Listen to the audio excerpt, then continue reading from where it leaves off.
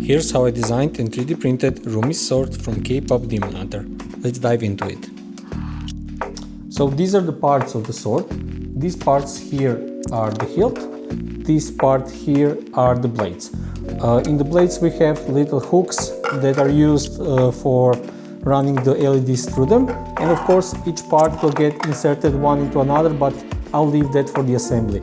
If the print tolerances are too low, you can just jam it in. If the print tolerances are too high, you can apply a little bit of scotch tape or something and then just snap it all together.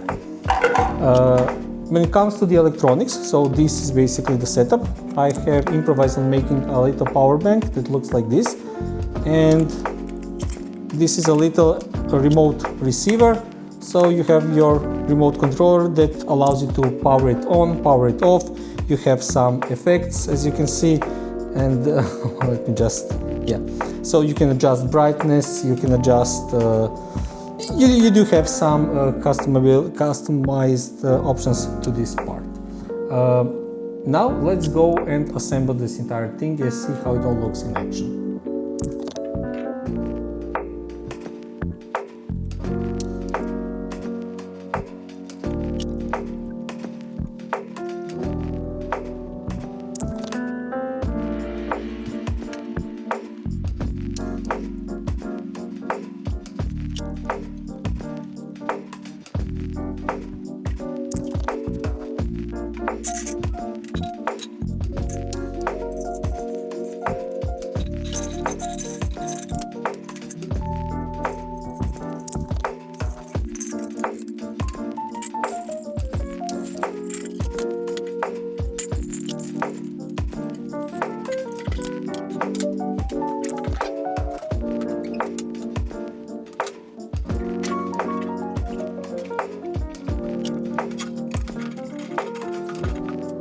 Okay, let's turn it on now.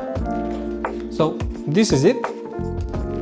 You can play with some of the light effects, and now if needed you can take apart the blade and you can take apart the hilt for transportation. But yeah, let's play around with it a bit.